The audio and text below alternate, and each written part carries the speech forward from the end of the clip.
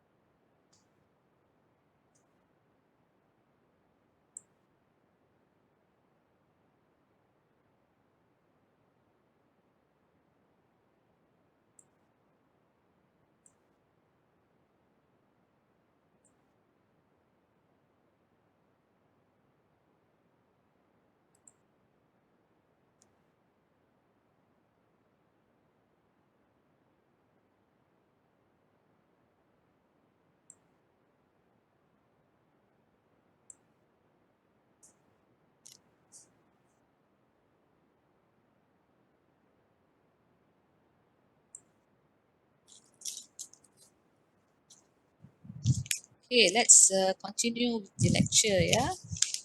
So today we'll look at drug absorption and distribution.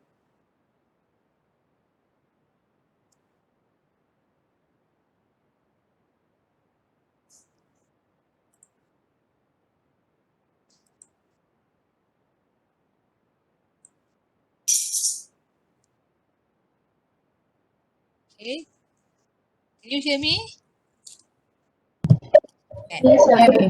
Okay, right. Doctor. All right, right. Okay. So you just see the cursor, yeah, I will show you. Okay, absorption. So today we'll look at absorption phase and distribution phase, yeah, of drugs. So absorption phase, yeah, here, yeah, absorption.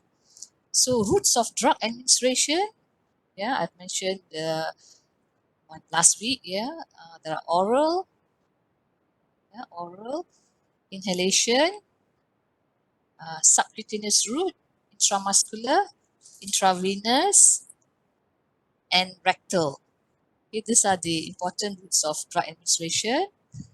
Okay, with oral route, okay, you will have an acidic drug or a base drug. A weak acid, yeah, here is being labeled as A. A weak base is B. So when you swallow or when the drug is administered, yeah, so in the stomach of a monogastric animal, yeah, the pH of the stomach, yeah, will be like 2, and pH of duodenum is 8. And then in the stomach, the uh, the drug will be in the unionized form. Okay, so this is the form, yeah, the unionized form, AH, yeah, charged, yeah. And the base drug, yeah, B stands for base, yeah. So the base drug will be in mostly in the ionized form. Okay.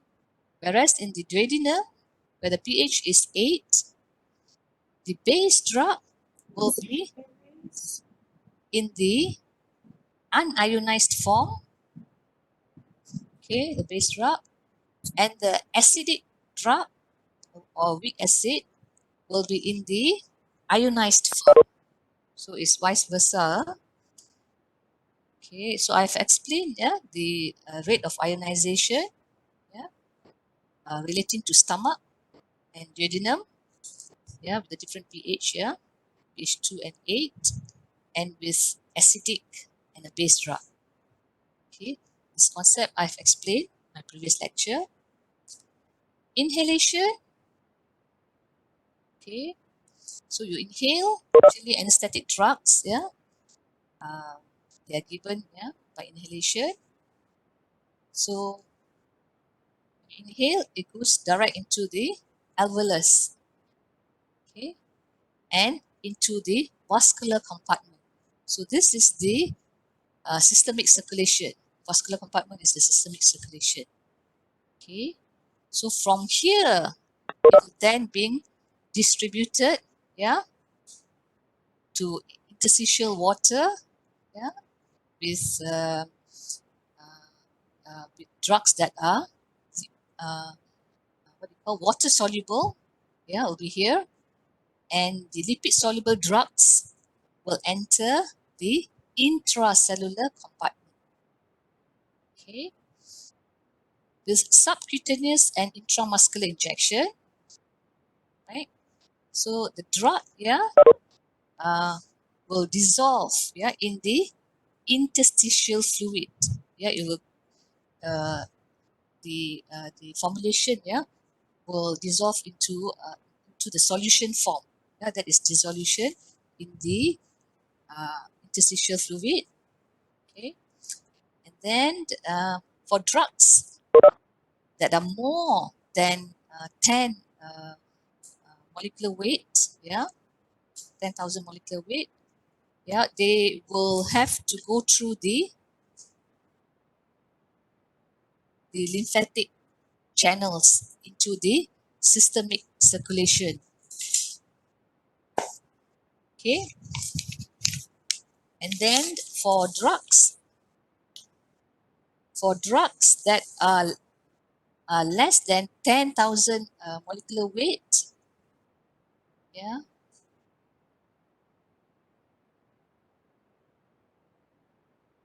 okay, I just forgot to record just now. So I press the record. Okay, right. So recording is on. So for drugs that are less than 10,000 molecular weight, yeah, they will go direct into the vascular compartment. Okay, vascular compartment.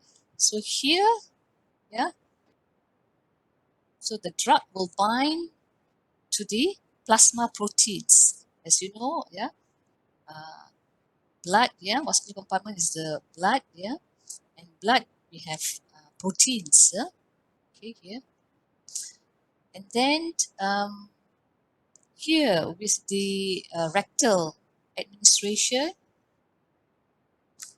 yeah, drug can go directly into the vascular compartment. It can also go through the portal circulation, yeah, into the vascular compartment. Okay,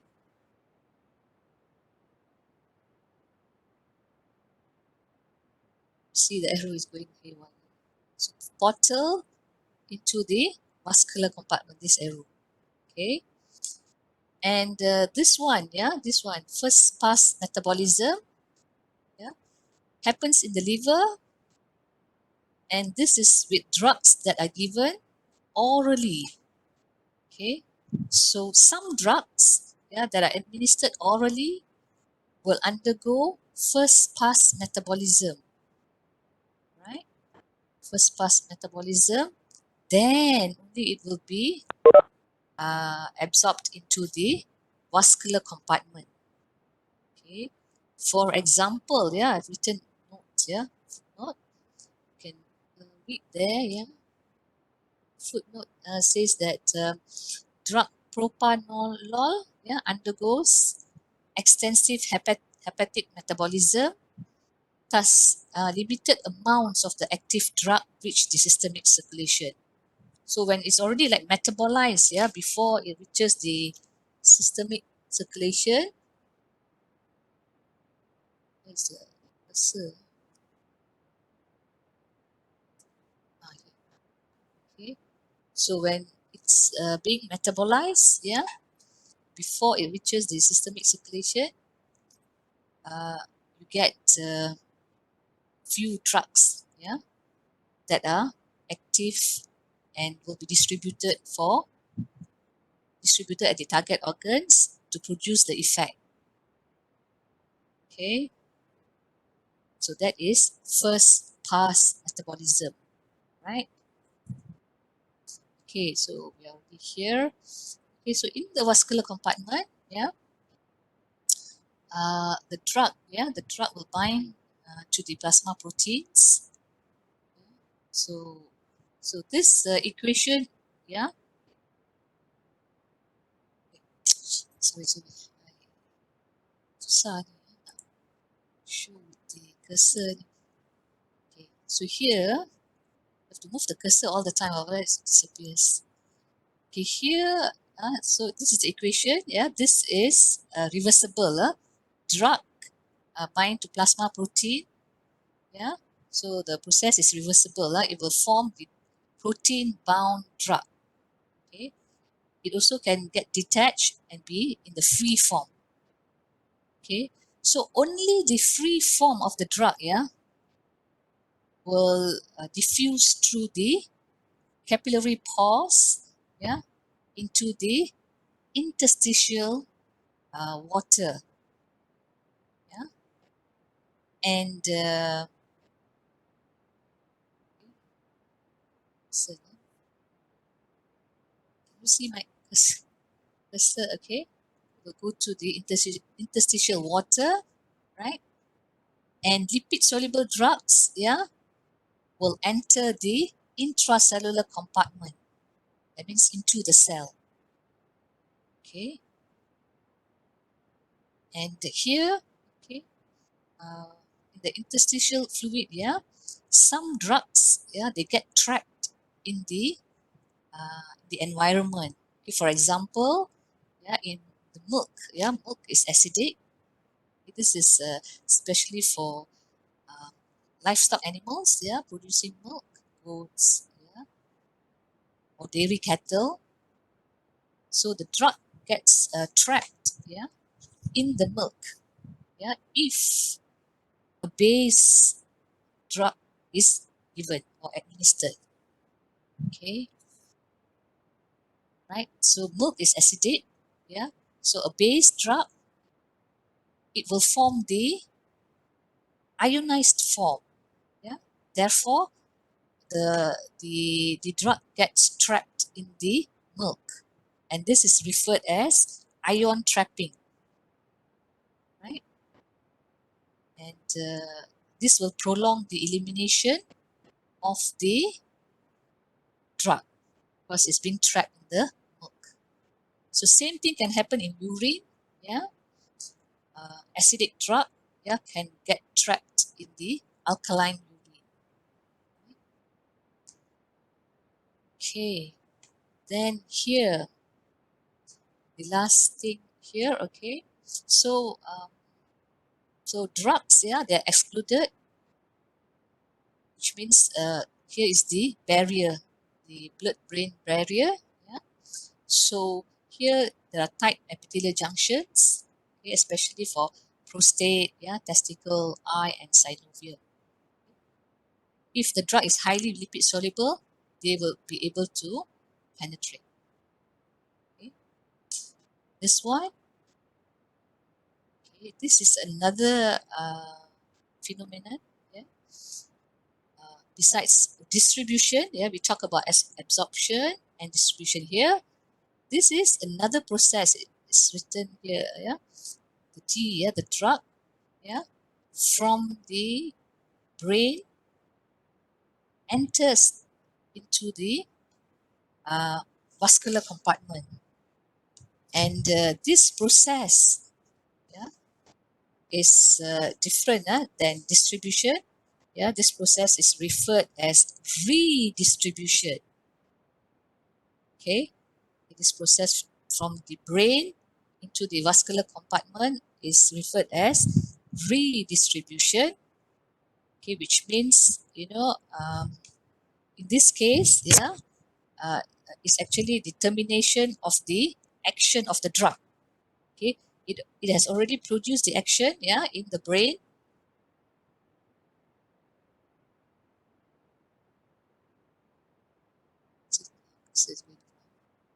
Okay, so it has produced the action, yeah, in the brain, and the drug is being redistributed into the vascular compartment and other tissues, yeah, and with anesthetic drug, yeah, when it happens, the animal will be awake. Okay, okay, I will show you an example of this about redistribution in my next slide. Is there any question so far about absorption and distribution? Doctor, I have a question. Yes? The part where from oral drugs, it will go to liver and undergo first pass metabolism, right? Yeah? And then it says that when we reach the systemic circulation, it will be limited amount. So does it affect the effectiveness of the drug, or it's really just like that, that's really Yeah, the efficacy of the drug is affected because there'll be limited amounts of drugs, yeah, get into the systemic circulation, because from here only it will be distributed into the target organs, yeah. Then only, it will be distributed and produce the action of the drug. So that's why I wrote here limited amounts of the active drug reaches the systemic circulation, because before, before it's being distributed, it's already being metabolized. Usually with many of the drugs, yeah, after distribution, then only the drug will be metabolized and excreted in the urine. Yeah. But some drugs, yeah, is the property of the drug, yeah, they undergo first pass metabolism. Okay. So well before, producing the action, they already undergo metabolism.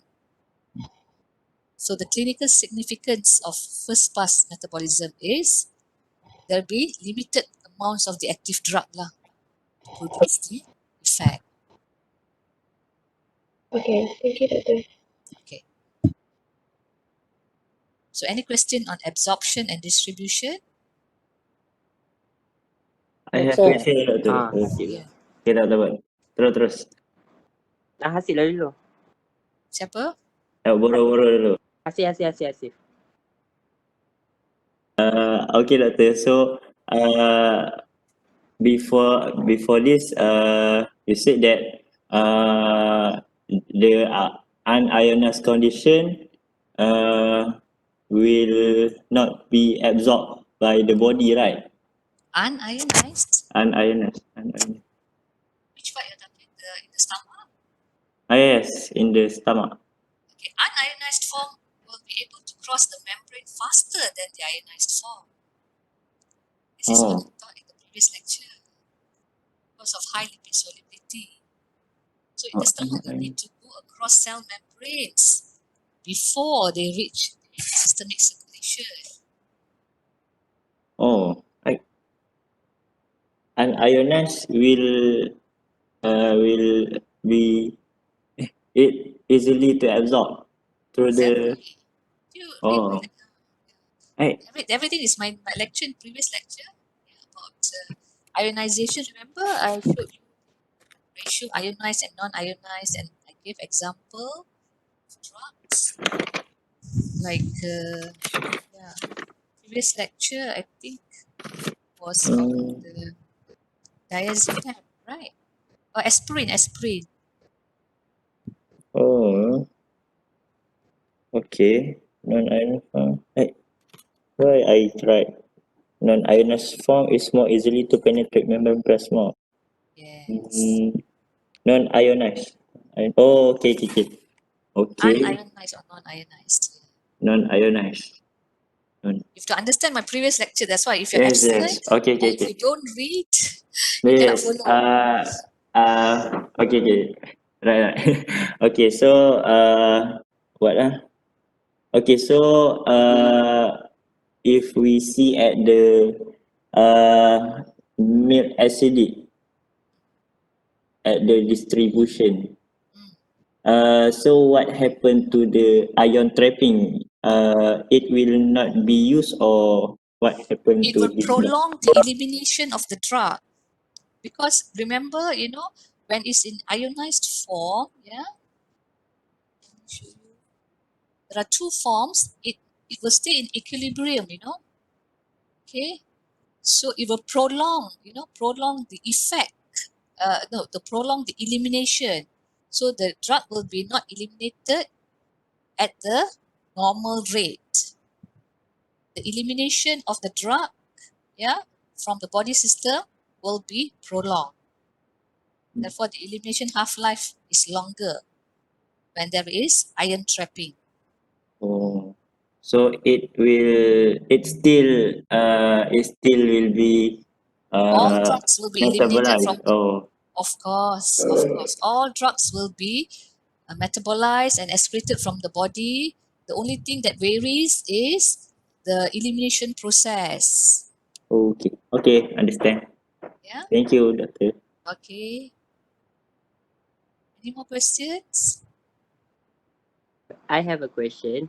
Yeah. So for the oral administration, so the what does it mean that if we consume the weak-based drug, alkaline drug, so Weak base or alkaline? Weak base or alkaline, uh, Different.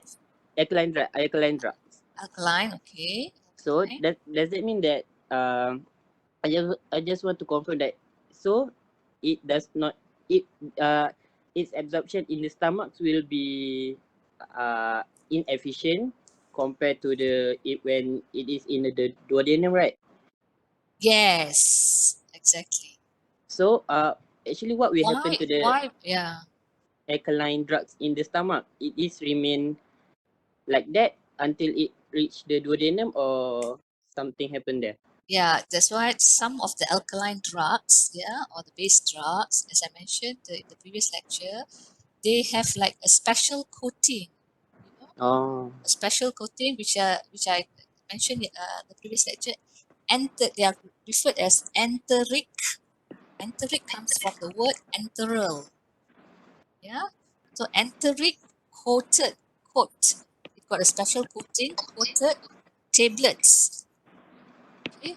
So usually even orally they are either in the tablet, syrup, or capsule form. So these are the special coating. Yeah. Either the capsule, the caplet form, or the capsule is different. I will teach you in the afternoon what's the difference between caplet, tablet, and capsules. Yeah. So now just bear with me. Tablets. So this tablet they has special coating whereby it won't be degraded by the gastric juice here. Okay. So it'll be protected and it will be only released in the small intestine. Okay, for absorption. So the layer will be like degraded in the small intestine and it will be absorbed in the small intestine. Oh, all right. Thank you, doctor. Yeah. Any more questions on absorption and distribution? Okay, if you look at the redistribution, so this is totally a different thing. Yeah, this is actually determination of action. Okay, so here when we talk about absorption distribution, so the next phase it will undergo metabolism, right? And here is like redistribution phase. Okay, we'll look at the next slide. Okay, so this is an example of redistribution of an anesthetic drug, yeah, from the brain, yeah, to other tissues. Okay, so if you see the first panel, so here, yeah, anesthetic drug, yeah, is given intravenous. So when a drug is given intravenous, it goes directly into the blood compartment. It doesn't need to go across the membranes like I mentioned with oral administration and so on. Yeah, it will go directly into the blood compartment, and the effect is immediate. Okay, so with this IV anesthetic drug, yeah, it goes into the blood compartment, and then it will enter the brain because it's highly lipid soluble. Yeah, it will go to the brain, and also certain amount of the drug will move to the fat compartment because of the lipid solubility of the drug. Okay, and then if you look at the second panel, yeah, panel B. Okay, so the concentration, yeah, of the drug, yeah, from the brain. So here is the line. So you need to achieve, yeah, the minimum concentration for surgical anesthesia. So anything below this line, yeah, the animal will start to be awake. Okay, so this is the minimum. So after moving into the brain, yeah, the next step. So from the brain, yeah, it will apa ni, redistributed, yeah, to the blood compartment and the fat compartment. Okay, so this is an example of redistribution of an anesthetic drug. Okay, and then the third panel, yeah, you can see it's already below the minimum surgical concentration. Okay, in the brain. That means the animal will start to wake up. Okay, start to be awake. Yeah, and then distributed in the blood compartment and finally into the fat compartment, and will be eliminated from the body. So this process, yeah, of moving from brain to blood compartment and to the fat compartment is referred as the redistribution of drugs. Okay, so this one will explain, yeah, the redistribution of the drug in the previous slide. Is that clear?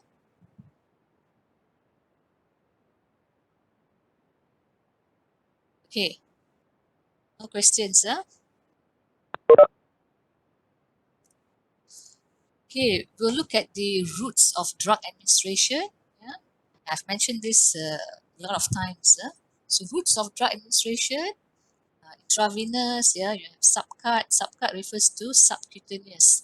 So subcutaneous is under the skin. Yeah, you just have to pull the skin and then you can feel and when you put in the needle, yeah, you can feel the empty space. Yeah? So that is subcutaneous under the skin. And intramuscular, that means into the muscle. Yeah, and then oral, yeah. So all these are very common routes. In veterinary medicine, you practice when you go into the clinical years, yeah. IV, subcut, all this you must know. Oral, rectal, yeah. Some drugs are given to the rectum. Okay. So the drugs that are given into the rectum, yeah, are referred as suppositories. Okay. So the spelling is SUPPO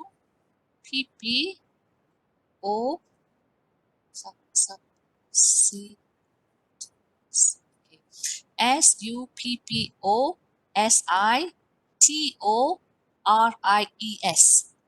SUPPOSITORIES, suppositories. So these are drug formulation, yeah. They are made, yeah, specially to be given into the rectum. So it differs from a tablet and whatever that's given for oral administration. So you can never give, yeah, the drug which is formulated for oral to the rectum into the through oral route. Okay, because the formulation all differs, the coating and everything is different. Yeah, especially made, yeah, to be given rectal. Then inhalation. So the advantages, let's look very briefly on this. The advantages and disadvantages. Intravenous, complete absorption. Okay, because it goes direct into the vein. Then the accurate titration dose can be achieved. Large volumes can be given. Yeah.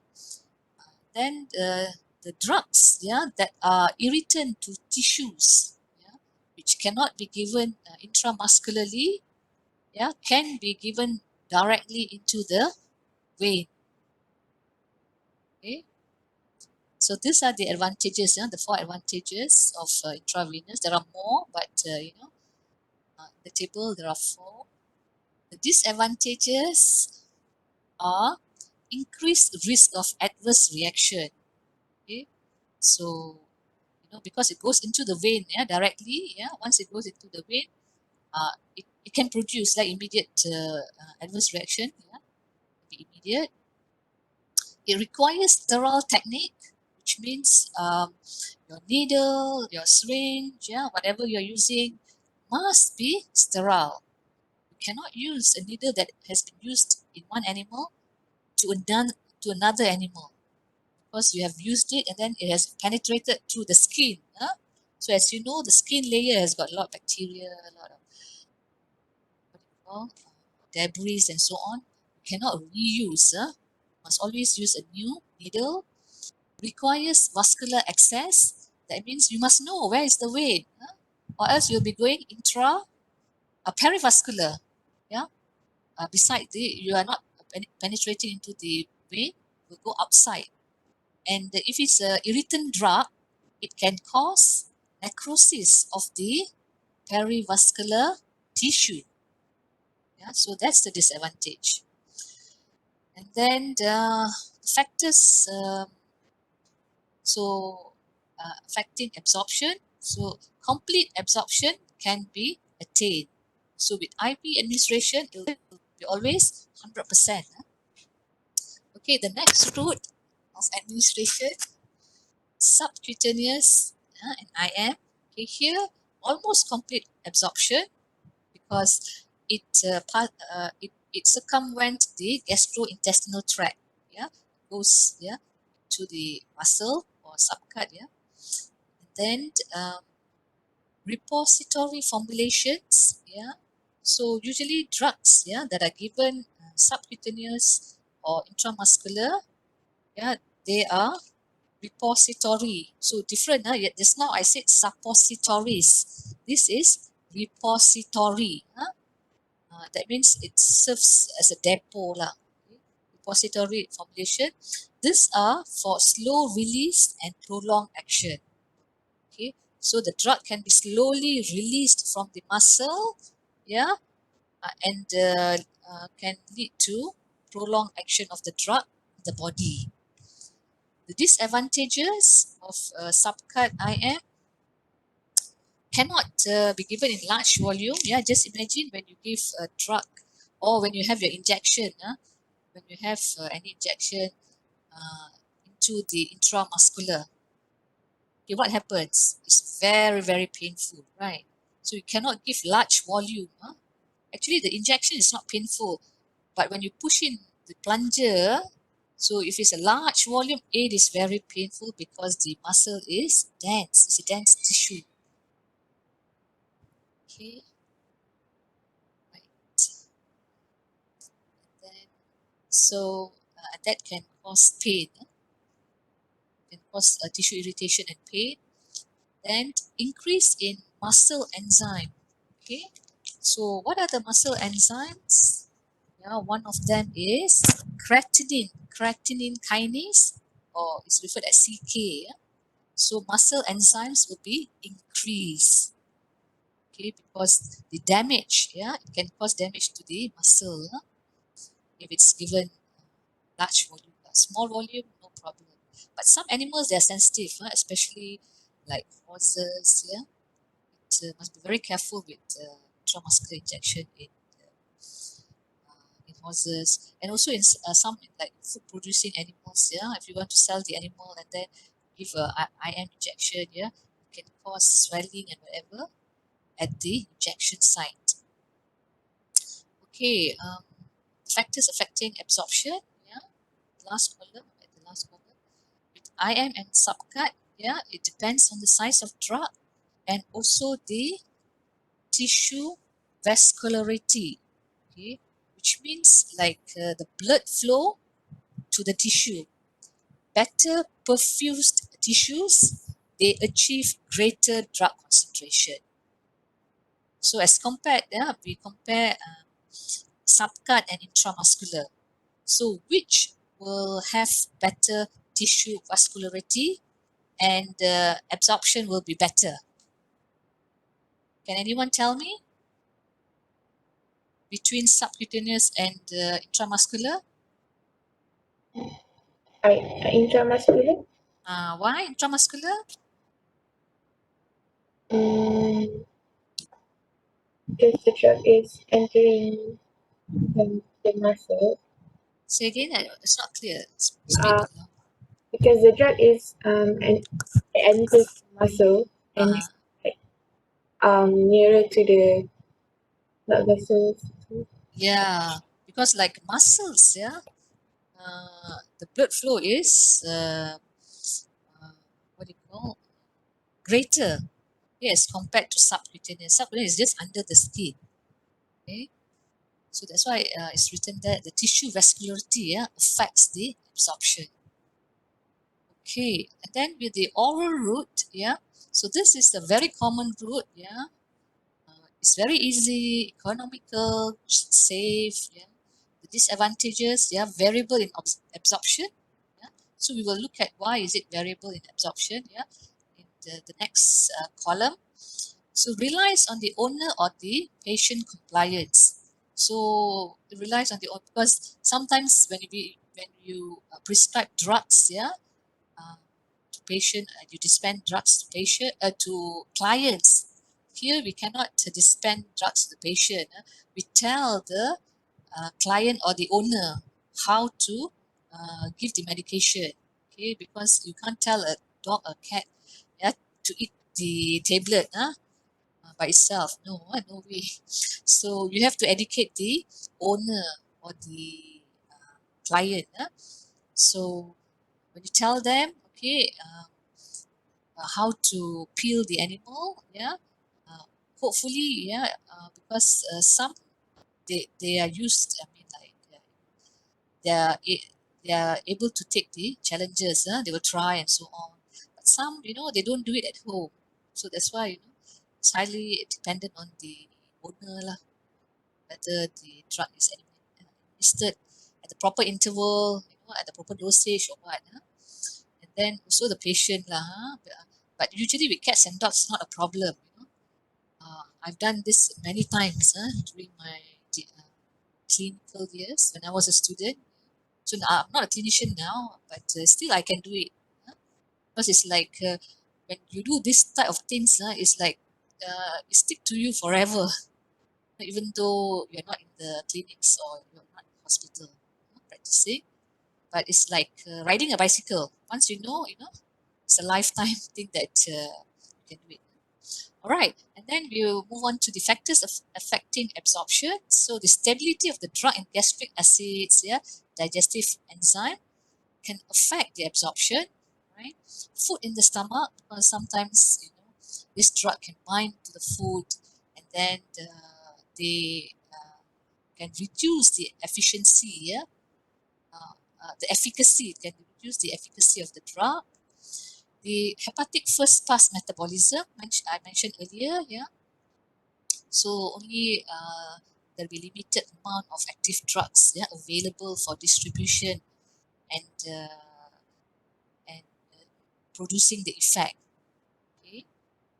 Then the lipid solubility, and the degree of ionization.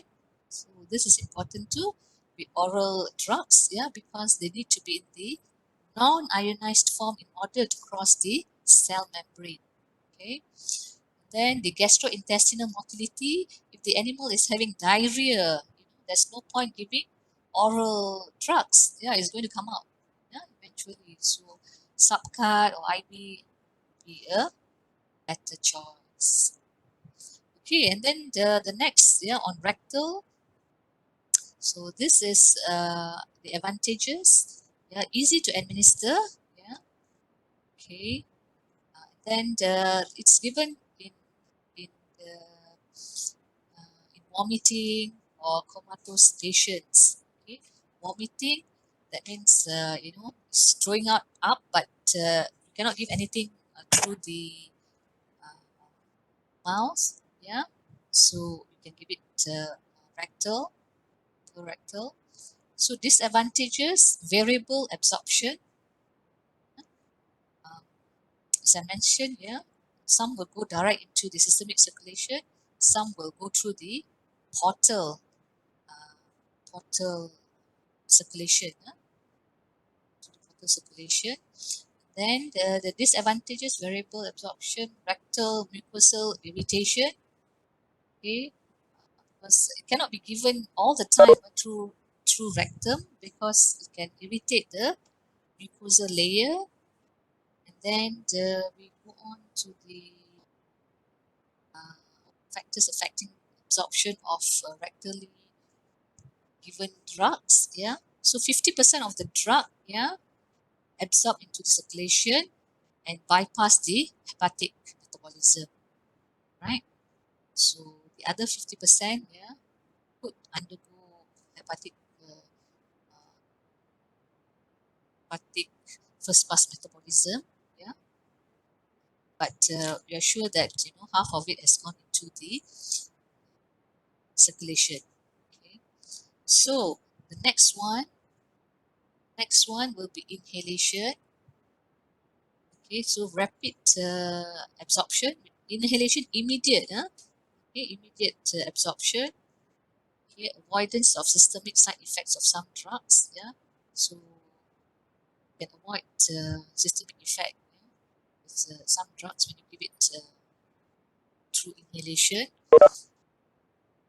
And then the disadvantage, yeah, patient compliance. So usually when you give drugs through inhalation, you need to sedate or you tranquilize the animal, calm the animal first, yeah, before introducing inhalant to these animals, yeah, because sometimes they're not cooperative. Yeah? In human is very simple.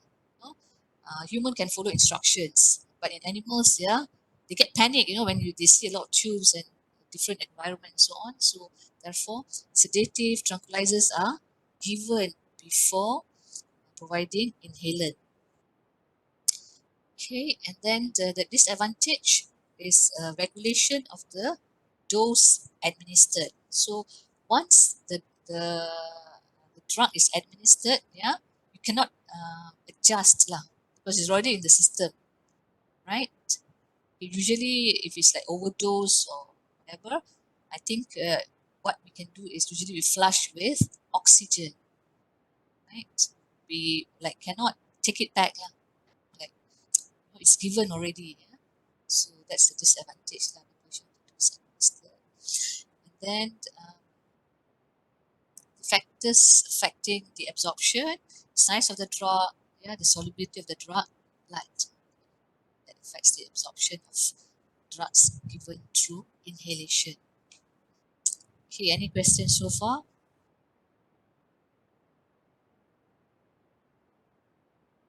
Okay, so far so good. So this is just to show you, that the interstitial tissue, yeah, the hydrophilic drugs, yeah, they pass through the hydrophilic drugs are drugs that uh, what do you call that are water soluble drugs. Hydrophilic. Hydro stands for water, so they are water solubility, highly water soluble drugs, yeah, they move through the intracellular fenestrations between the endothelial cells. Okay, so as you can see here, so you can move, right? Right.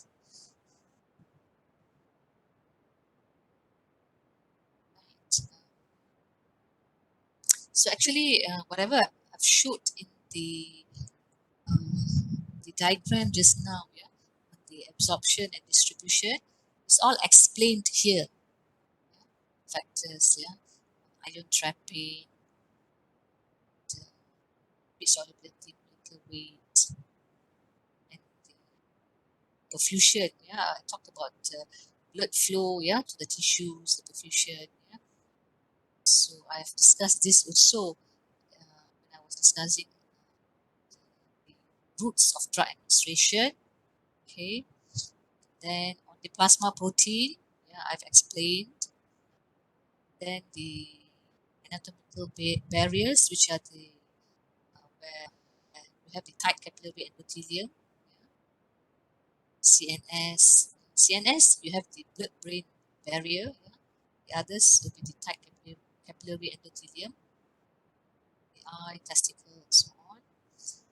Okay, so this one, I assume that you can read. Yeah, so it's very, very clear. Yeah, what are the factors affecting distribution and the consequences. Okay, is that okay?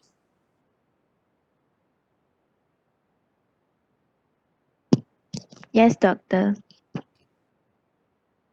Okay, just hang on a minute. I will go back to my slide. The others are all notes.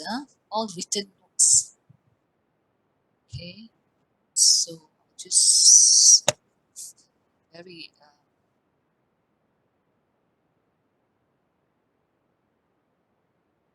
I'll skip this slides. Concepts. Yeah, concepts. It's basically all repeating, but it's in the written form. Okay.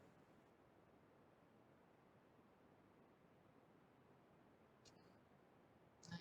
About protein binding. Yeah, it's all there. Right. So the next process.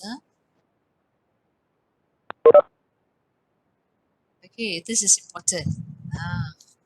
So after a drug is being absorbed and distributed to the target organs, then comes the metabolism.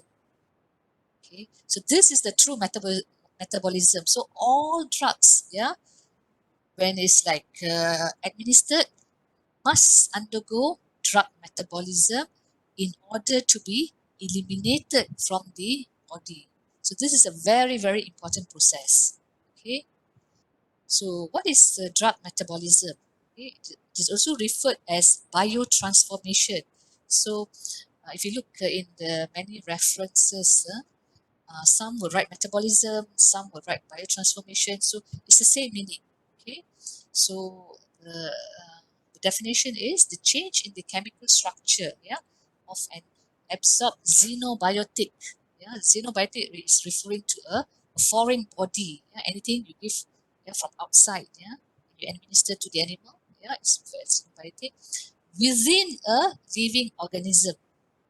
Okay, so must be living organisms such as like animals, animals, and so Hello, on. And doctor.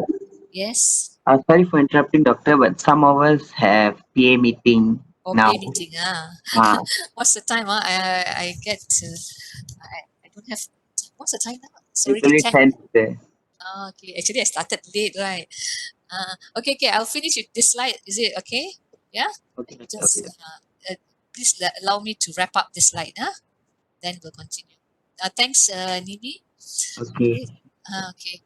Okay. So it's usually happen by enzyme catalyzed reactions. So which means there is enzymic reactions happening, yeah, in the body, because it won't just stay in the body. Yeah, metabolism, yeah, is actually it's activated, yeah, by enzyme catalyzed reaction. Yeah, reactions going on. We'll look at what are the reactions later on. So, for example, yeah, a parent drug, yeah, is being converted to a metabolite. So that is metabolism. The process, yeah, a parent drug, yeah, that means the drug that is administered, which is converted to a metabolite, yeah, that the process is referred as drug metabolism. Okay, is that clear? Everyone, are you happy today? Yes. Okay, Yes, good. doctor. Yes, All doctor. right then. So this is my last slide for today. I will see you at 3 o'clock. Is it at 3 o'clock today? All right, doctor. Yes. Have a Doctor. session. Thank you so much, doctor. Yeah, we will have a session 3 to 5. Okay. this afternoon. So thank you all. See you